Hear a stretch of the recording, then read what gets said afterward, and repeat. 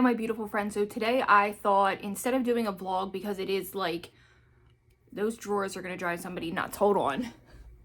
Okay, much better. I cleaned back there and everything for you guys yesterday. I have that whole vlog, but instead of doing like a vlog today, I thought we would do a Get Ready with me and I would share some interesting facts about myself. It is so nasty. I probably wouldn't even get out of my pajamas. I'm still in my pajamas. Boy, I'm getting really comfortable on camera. Probably way too comfortable. I shouldn't be on here in pajamas, but I am. But I thought we would do like a Get Ready with me and chat about some fun facts that maybe you don't know about me. I'm positive you don't know these about me, instead of doing just a boring vlog today. This would be for Vlogmas Day 7, and I think it's going to be a lot of fun, and I think you're going to find these facts pretty interesting about me because I'm a very strange person. And I just think it would be fun for you to get to know me a little bit better, and we'll be back to our scheduled vlogs tomorrow. The only reason I choose not to today is because it's just raining. I'm not making anything special for dinner. We're having leftovers. I could probably just stay in bed all day if I really wanted to, but that's just not who I am. I always get up and get ready. So I just thought we would film it and have a little fun Get Ready with me for Vlogmas Day 7. So if that sounds interesting, I would love you to stick around and subscribe. And if you are new to my channel and haven't met me yet, my name is Charlie, and usually I do lifestyle videos. Anything that pertains to my life, whether that's fashion, makeup, home decor, just home related things to my life. Usually those are my videos, but I am doing Vlogmas this year, and they have been so much fun to do. So like I said, tomorrow we will be back to that. I have a doctor's appointment at 8:15 in the morning, and my doctor's an hour away. So I will be taking you to do that with me, and I will be back as soon as I moisturize. I'm not going to bore you with that, and I shave my upper lip. Okay, you guys, so I just moisturized and I feel like I nicked my eyebrow when I was trimming my hair. I didn't realize how sharp the little razor was, and that did not feel too good. So I'm going to start out by priming with the Touch in Soul No Problem primer. Just a little bit. You don't need a lot of this. It's like very silicone-y and it feels really nice on the skin, but my favorite is the e.l.f. putty primer. But I'm not going anywhere today, so I'm just gonna use this. My daughter has cheer tryouts tonight, so fingers crossed she makes the team. I know she was bummed that she didn't make the football team, but that's a lot harder to actually get on than the basketball team, it feels like. It feels like hopefully they'll take a few extra girls this year. I really hope they do, because she did it last year and they didn't ask for tryouts, maybe because of COVID, but it kind of pisses me off because it's like she showed up for everything when girls weren't. She always was in the proper uniform, proper hair, and it's just like I feel like she should be highly considered because she really worked hard last year, but I know that's not how it works, and I can accept that. It's just, I'm her mom, you know what I mean? So we're just going to do some foundation. I didn't want to use a high-end foundation, but I'm not digging through foundation, so I just grabbed this one. So the first thing I want to talk about will probably, let's see, I wrote a few down so I remembered, and then some I'm just going to wing it about myself. So the very first thing I'm going to tell you is that I married my husband after knowing him for only like 90 days. So technically I'm a 90-day fiance. We met December 18th and we married March 18th. So exactly 3 months later. I don't know what we were thinking. We were way too young. I had just turned 18 when I met him. I was 18 for a week. I mean, it was the best decision in the long run. But I can tell you right now that it was not easy. That's for sure. And I don't recommend it. I definitely think that you need to know your partner and definitely get to know them before you decide to make a lifelong commitment. For whatever reason,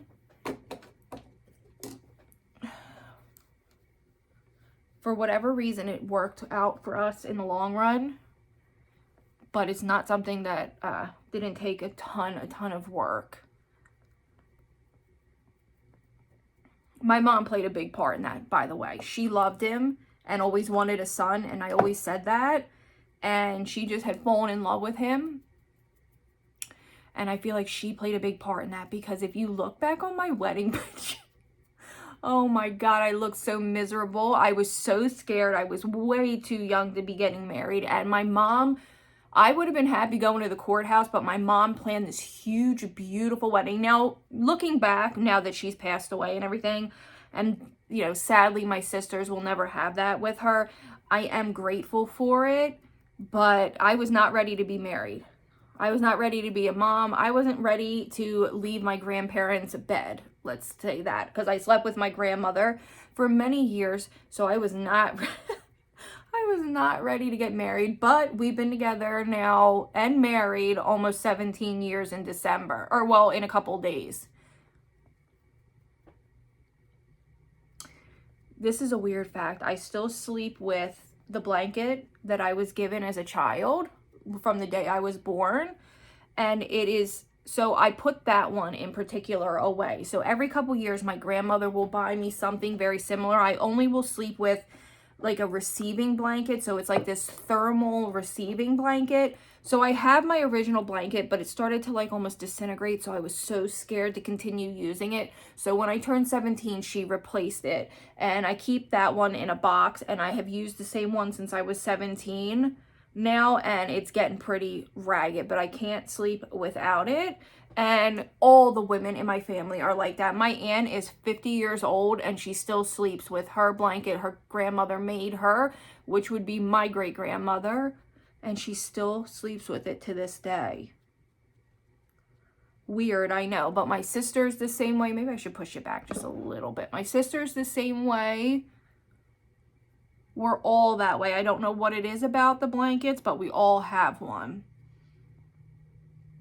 So I love adult cartoons. Like, I love Bob's Burgers. It's one of my favorite shows to watch. I loved Family Guy till it got weird recently.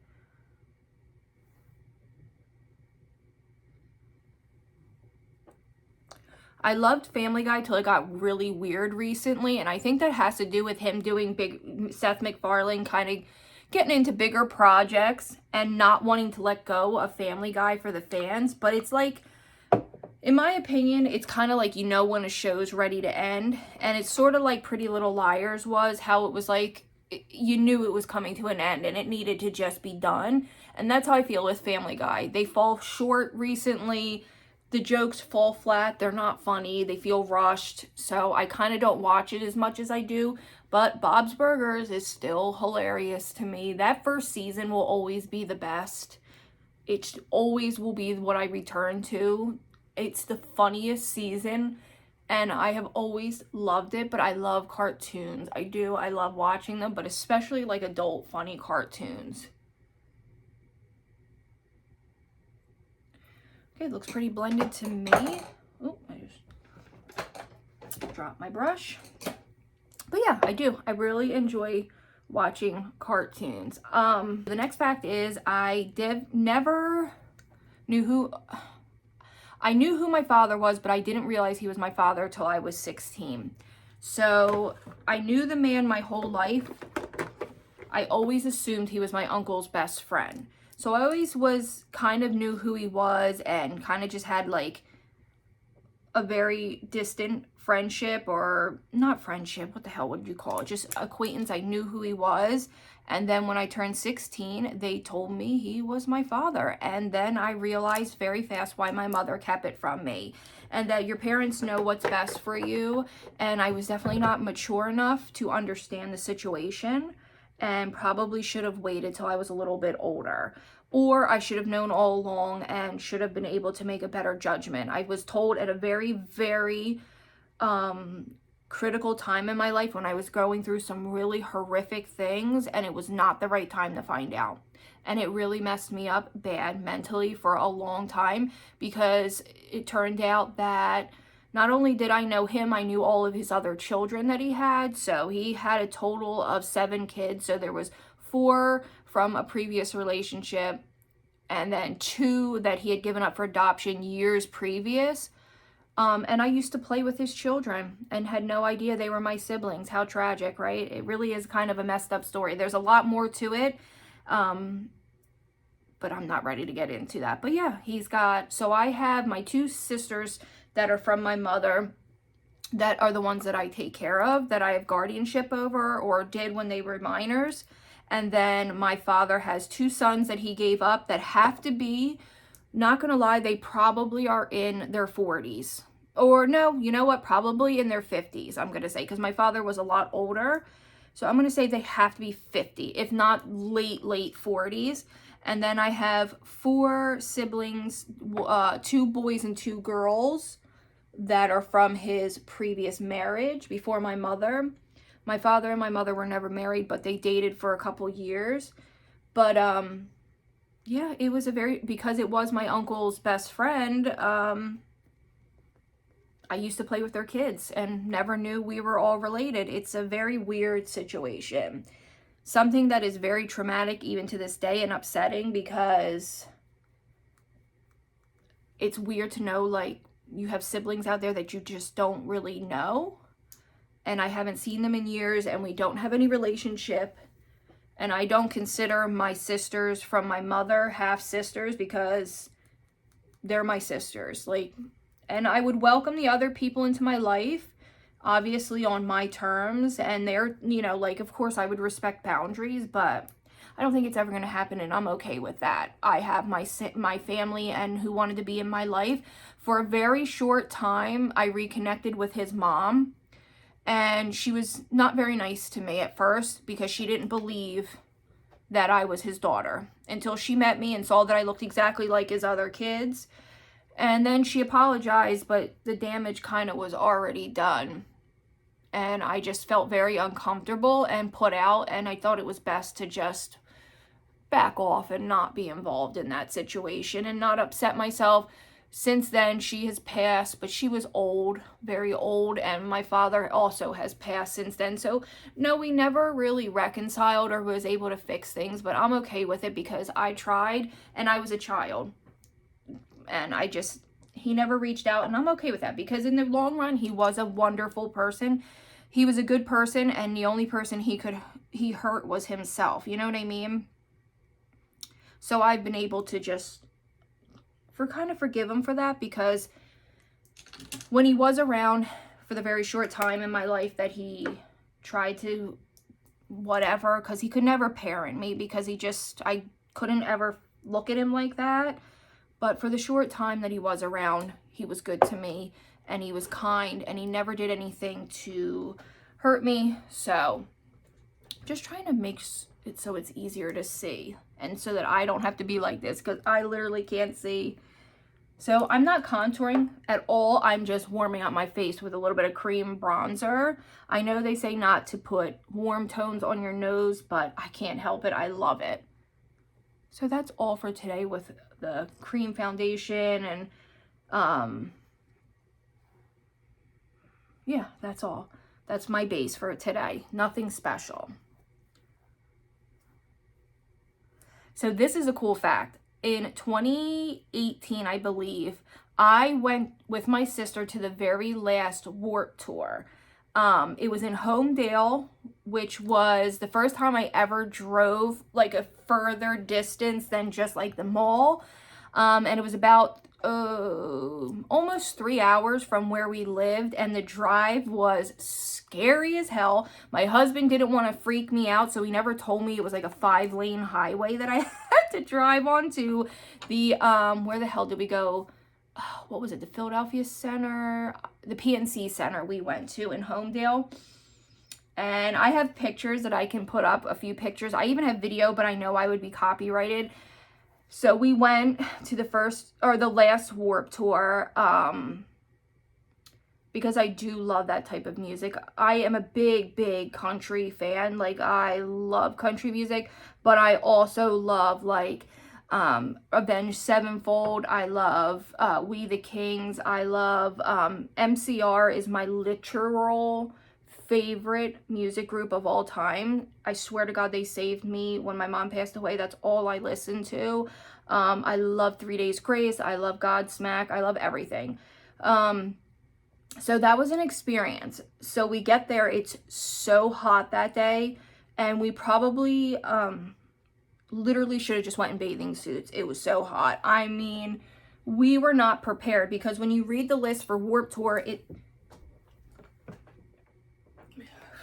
we had been reading like what we could bring, what was allowed, what wasn't allowed, and I was not prepared. One, for a music festival. I had never been anything like that, and neither had my sister before. So we were not prepared at all. And we should have brought water. We should have brought lawn chairs. We should have brought a lot of stuff. And we didn't realize like there was tents available for getting out of the sun. It was so hot. By the time we were done, I was so sick from the heat that I literally thought I was about to have like a heat stroke. It was so hot that day. And there's pictures of me just like sitting, and you can be like, you can tell I'm just like dying. It was so hot. I wish they would have done it in the fall. I don't know why the Warped Tours were always in the summer, but it's an experience her and I sure did have. It was crazy. By the time we got home, I literally thought I was gonna die. It was so hot. And then I had to drive all the way home in that heat. Yeah, we didn't have anywhere near enough water. I definitely think that was the main problem. And then you would have to stand in they had free water, thankfully, but you would have to stand in this line, and her and I stupidly just were like refilling this, like maybe it was 32 ounces, and we should have just bought gallons of water while we were there. Oh my God, it was so bad. But we had fun. A lot of different types of people come to those things. We had fun, and it was so much fun. You get, and you park so far away. You park about a mile away, and you just, the anticipation of everybody walking up together. We like, there was hundreds of people walking in, and it's fun. It's definitely was an experience that I'm glad I had. I wouldn't probably do it again now, but it was fun. I might do an outdoor festival. There is a country festival that's in Atlantic City every year that my daughter has been dying to go to, but I would definitely prepare better, and I would bring chairs and more to drink than just a 32-ounce water. Oh my God, it was fucking crazy. But we had fun. I wish I had done it the year Jeffree Star was going to be there, but I either had just missed him or we missed the wrong date. I can't remember, because I think he went because it was the last Warped Tour they were going to have like that.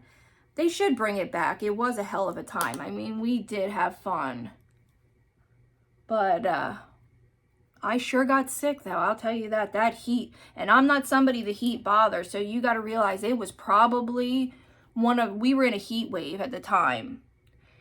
So it was like one of the hottest days of the year, because my husband and my daughter had gone fishing that day. And even when we got home, they were like in a coma. It was so hot.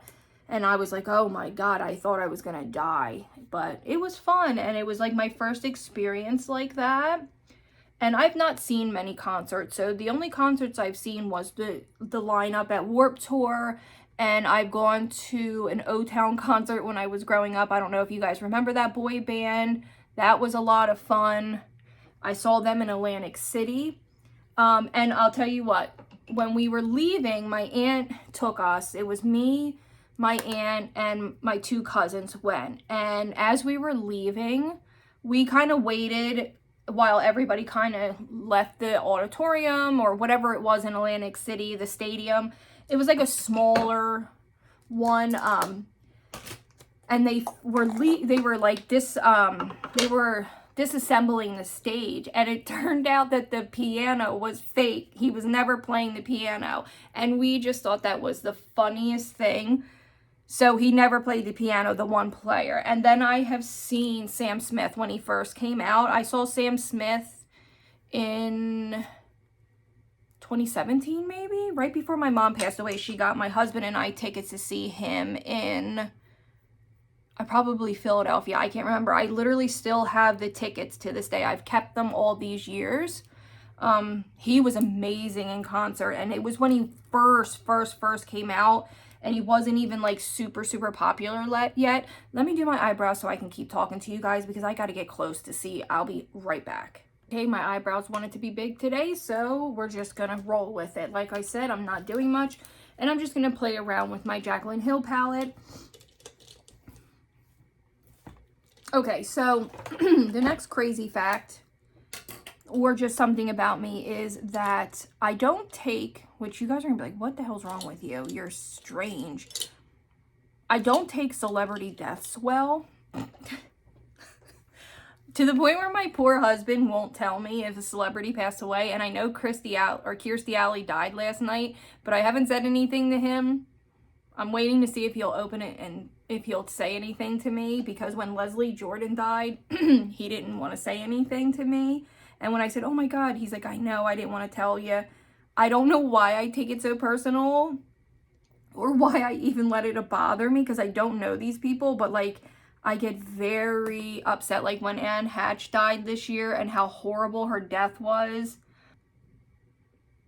All I know is that if Tom Hanks ever has to go, because he is literally one of my favorite humans, him and his wife, but especially him. There isn't a movie I've seen that I haven't loved. I've seen all his movies. I love him so much. People just better be ready for me to be very, very nutty. I love Tom Hanks more than anything. I love his movie, The Burbs. That's one of the funniest friggin' movies. But my favorite Tom Hanks movie, I think it has to be Turner and Hooch. Just because the storyline is so cool and so sweet. And he just ends up falling in love with this big, gigantic mastiff. And they're just two of the coolest, like, I don't know a better duo than Tom Hanks and that big old dog in that movie. And I just love it. I love, love, love. I love that Carl Winslow from Family Matters is his partner. I don't know the actor's name, but oh my God. My favorite scene in that movie is when he's finally given the dog a bath and he's in his underwear and he realizes that he has to wash the dog with the car wash, and it is so friggin' funny. I love that movie. And of course, I loved Forrest Gump. It's one of the best, most classic movies. I don't care what anyone says. There is not a better movie that's wholesome like that. It's one of the greatest movies. I also love Captain Phelps. I love Castaway. Big's a good movie. I love them all. He's just such a good actor. And did you guys know that a lot of times for the character Woody, it's his brother? I just recently saw that. And I think that's fucking amazing. And I think that's absolutely amazing. I never knew the difference. Him and his brother sound so much alike. But yeah, I get very, very upset about celebrities when they pass away. The worst one for me, though, and I don't know why, except maybe it was when I first realized how much it bothers me, was Luke Perry. That really, really, really, really upset me. And then when I found out that Shannon Doherty had cancer, I was so upset. I don't know why. Maybe I'm such an empath.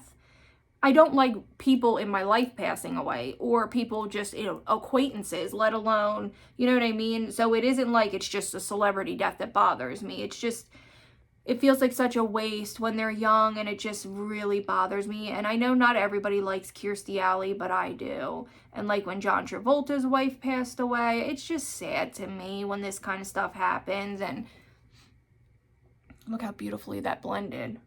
Wow, that looks really beautiful. So that's probably all I'm going to do, just something simple like that. And I just dipped into the color Homeboy and a little bit of Grateful in her palette. So yes. Now moving on, I am, if you don't know this already, a big animal person. I currently have a Chihuahua, a Shih Tzu, and then just a regular like house cat. I don't know what type of cat she is. I just assume she's like a little tabby. She's tan, so I don't know what that means. I don't even know. She's probably just like she's definitely a stray. I found her under my grandfather's porch. I think she was the runt, and she was thrown away by the mother. And we rescued her and nursed her back to health. And she's the meanest cat I've ever had in my life. But that's okay. That's our cat. But I love animals. I mean, I love everything about animals. I love dinosaurs too. But like when I love something, I will research everything about them. I'll watch everything about it. And my husband knows if he wants to shut me up and I'm like bothering him. If he puts on a documentary like on Disney Plus or on one of the Discovery channels when it comes to animals, I always say to him, you did this on purpose. You knew I couldn't not watch this. But my 3 favorite, like, non-domesticated animals, one is elephants. I love them. I've always, since I was little, I have always loved an elephant. My favorite are bush elephants, but I do love Asian elephants too. They're kind of funny looking, but I do love them. My third is whales. I know they're not technically like a land animal, but whales are the most incredible animals in the world. Whale sharks, beluga whales, killer whales. I love them so much. I think they're the most beautiful, most interesting animal in the world. They're just gorgeous, gorgeous, gorgeous. I love whales so much. I know that's so strange, but I just do. And I think I guess I said non-domesticated, but I would say horses are up there with some of my favorite types of animals. I think horses are the most majestic, gorgeous creatures in the world. I do enjoy a good like farm animal. I love cows. They're so gorgeous, so beautiful. And then I have a few animals that aren't my favorite. I never say I dislike an animal, but there are some that just like aren't my favorite. I don't love goats, but I do like them. I love sheep. They're so beautiful. My friend used to have sheep. Pigs are amazingly smart and intelligent animals. So are cows, believe it or not. But yes, I love dinosaurs. I went to the one museum in Philadelphia. I can't remember the name of it. Oh God, I'll put it up here, where it had all the animal exhibits, and it was incredible. It was so neat. It had like the woolly mammoth, all kinds of cool stuff. And I used to love it. Now I have mixed feelings about the Philadelphia Zoo. I used to love it. I love snakes too. I think snakes are fascinating. And like the Titanoboa is so fascinating. I'm pretty sure that's how you say it. That is so fascinating to me, that was like a real thing. But anacondas too are so insanely fascinating to me. I used to have mice for pets. So I had Toshi and I had PB, Princess Bubblegum, because we used to be big, well, we still are, Adventure Time fans. I used to be an LSP fanatic. I still love that show. It's so good. But yeah, we had PB and Toshi. And we trained them. Like, we literally, Toshi got too fat and was like, she was always a bigger mouse. But people would judge us. And like, they didn't live long lives. I think we had the one for 2 years and the one for like a year and a half. But I don't know how old they were when we got them.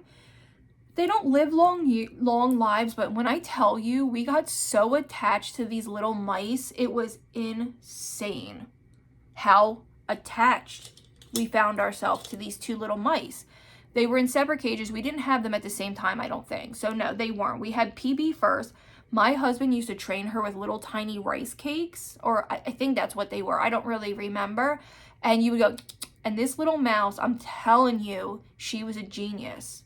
I know people are probably thinking I'm nuts, but I'm telling you, this mouse was so smart. And Toshi, she was problematic. She would constantly get herself stuck in tubes and stuff, and I don't even know how she would do it because she had plenty of room. She was just a big menace, but she was cute. Toshi, we didn't have as long as PB, but they were awesome animals. And I've considered getting guinea pigs. I love them, but they just stink so bad. And if I ever got like a little animal like that, I would definitely try to find a rescue, because I'm pretty sure there's like little animal rescues. Although I feel like if you buy them from PetSmart, I consider that a rescue, because that place is so awful to the animals, in my opinion, that they live like that. So whatever you decide, as long as you take good care of your animals, that's all that friggin' matters. But yes, I used to have mice and I loved them. They were some of the best pets. They were friendly. They were good companions. I know that's so weird. These little mice, we would watch them for hours. I mean it too. Like, they were the coolest animals. And like I said, we've had so many dogs and cats. And I decided one day, you know what? For Christmas, we got my daughter a mouse, and it just stuck, and we loved her. And my cousin had a ferret for years. we had hamsters and stuff growing up, and I always think like you definitely are, now that I'm older and have watched so many TikToks about hamsters, there's a lot you need to learn before you get a hamster or any type of rodent like that. I guess they're rodents. I don't know exactly what they are. But my cousin had a ferret, and his name was Donnie. After her dad died, she bought him and named him after her dad. But yeah, ferrets are cool. They're kind of like cats as far as training them. But even when do ferrets have scent glands? I can't remember. But I just remember it didn't matter how clean the cage was. And he had one of those gigantic, like 3-story cages. It didn't matter. He always smelled so bad.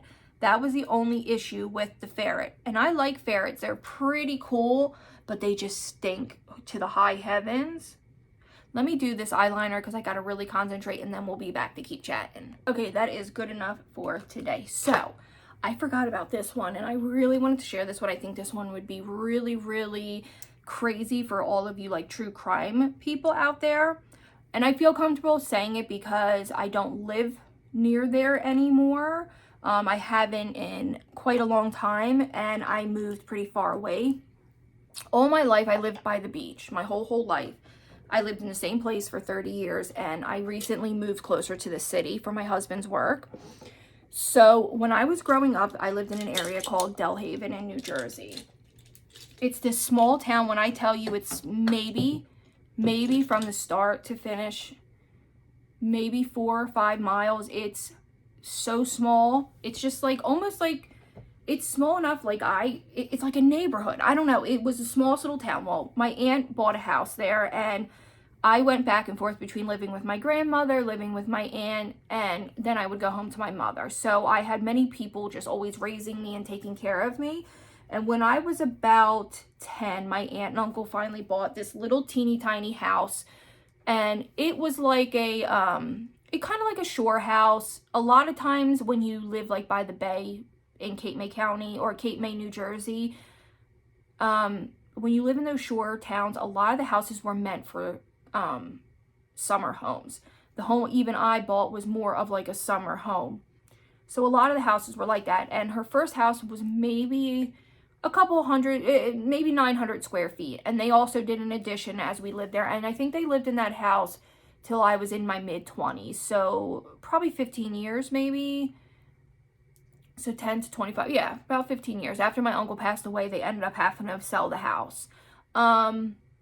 We lived in the same neighborhood as the boy Mark that was kidnapped, Mark Heimbog. I think that's how you say it, Mark Heimbog. His mom still lives in the original house where he was kidnapped.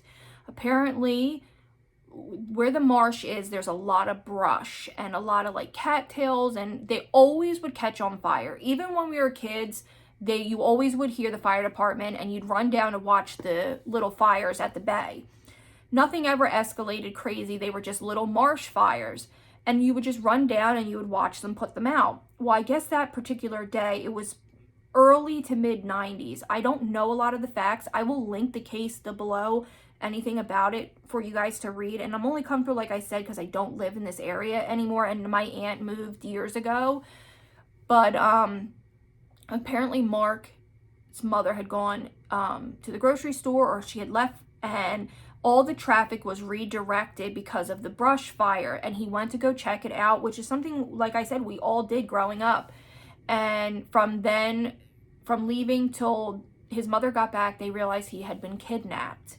This story is so unbelievably sad. And then, like, people have said he was sold into sex trafficking. I think an old male prostitute came and said he knew about someone who stole him and sold him into sex trafficking and killed him. I don't know. It is one of the most tragic cases, and I remember it and always stuck with me. And I believe his anniversary just passed a week or two ago, and it's so sad. His mom still lives in the original house. There's a lot of people that dedicate a lot of time to still helping her solve it. It's really sad. And I just realized I forgot to do something with my inner corner. It's a really sad case, and it's still unsolved to this day. But I can remember I went to a small Catholic school. I don't think it was the same school he went to. He was a couple years older than me. Not by much, though. That's the scary thing. I don't know what my mom and aunt were doing, thinking that I could walk around that neighborhood alone, knowing that a potential child predator was in the area. But they did, and I guess, you know, you can't really judge. Times were so different in the early and late 90s, the late 90s to early 2000s. But yes, so growing up in Catholic school, we always would have a vigil for him. His flyers, his missing persons flyers were always in our classroom, and we always discussed it in school. And like I said, going into a Catholic school, we always had like prayers and vigils for him. It was quite traumatic and sad knowing this happened. And then I can remember that area was bad. Now, as I'm older, I realized like how, like when we first moved there, it was a nice area, but it slowly became very, an area, because it was so far from schools. You notice there was a lot of criminals moving into that area. That's why we kind of got out of that area as well. I just had to kind of work on this eye real quick. That's why I paused it. But yeah, that was always something that kind of stayed with me my whole life, and it always just really upset me in school when we had to do the vigils. Catholic school for me, I went from kindergarten to 8th grade and half of 9th grade year, and my mom finally pulled me out of Catholic school. Was very, I loved it for many, many years. Like, I used to be somebody who thought I loved it. And now as an adult, I realize how traumatic a lot of the things were for us. I'll never forget, I'll never give names or anything, but there was this girl that we all went to school with. Now, you got to remember, the entire school, from kindergarten to 8th grade, there was 180 kids. So you knew everybody by name. You knew everybody's mom and dad. You knew everybody's sisters. You knew everything, everyone's brother. You knew their grandparents. You knew everything. We spent every holiday together, church, everything. I mean, there was 180 kids in the entirety of the school. So there's this one girl, she was a grade ahead of me. I'm not going to say her name, but she was the sweetest thing. She ended up getting very, very, very sick with cancer. And they made us, the whole school had to go to church and give her her last rites, and had to be there, and we had to put our hands on her and pray over her. And I thought to myself, like, I would be so pissed if my daughter was in school and did something like that, and how traumatic, without explanation or understanding of what was going on and what lasting effects that would have on people. And I just feel like the school had no right to kind of put us in a position like that. And I think they should have had permission from families and made sure that at the end of it, families offered counseling or talk, because she did end up passing away, and it was just a very traumatic thing. And while I had a lot of amazing, amazing teachers and nuns and priests take great care of me my whole life, I just remember that being awfully traumatic, and I would have been very angry as a mother if I didn't know, so that I could educate my child and make sure she was mentally, emotionally, and spiritually available or mature enough to understand exactly what she was doing for that person. Do you understand what I mean? Not that I think it's a bad thing, praying over somebody, giving someone their last rites. I think everyone is entitled to whatever they believe in, but you don't have a right to have fifth graders praying over a girl that is clearly dying. And we had no concept of the fact that she was passing away. I mean, as an adult, it's hard to fathom it. Could you imagine being in 5th grade praying over someone that you went to school with your entire life? You know what I mean? It was just, to this day, I just have an issue with it sometimes. But yeah, I had fun in Catholic school aside from that. Some things were traumatic, but nothing wild. Nothing ever happened to me. I never had any bad experiences. Makeup just doesn't look the best today. It's kind of just sticking right here for some reason, but I probably need to exfoliate a little bit. And then I'm just going to go in and highlight a little. So yes, I consider that one of my major hobbies other than makeup. I love makeup. I do it every day. I do it because I love it. I enjoy it. I know some people don't understand that, but I love practicing and just getting better. If you ever saw some of the old pictures of me, you would laugh your ass off. My eyebrows were insane. But I guess it's a sign of the times and sign of learning, and I like looking back at it and seeing how far I've been able to progress with some of my makeup skills. I would love to pursue it as a career, so I'm hoping to go back to some type of schooling here after Christmas, or maybe in the spring even. But yes, makeup is one of my favorite things to do. It's definitely a hobby of mine.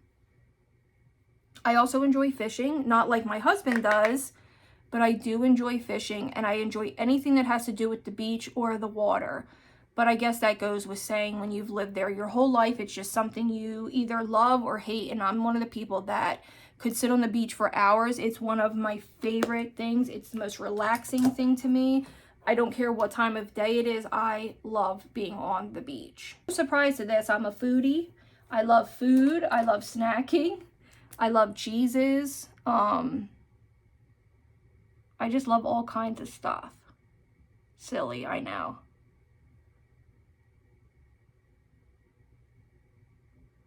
Usual everyday look.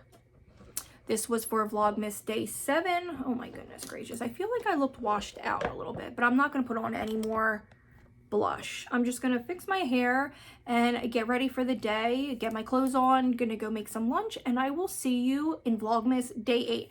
I hope you enjoyed this. I hope you liked hearing some crazy facts about me, and I'll see you in Vlogmas day 8, which will be tomorrow. Bye guys.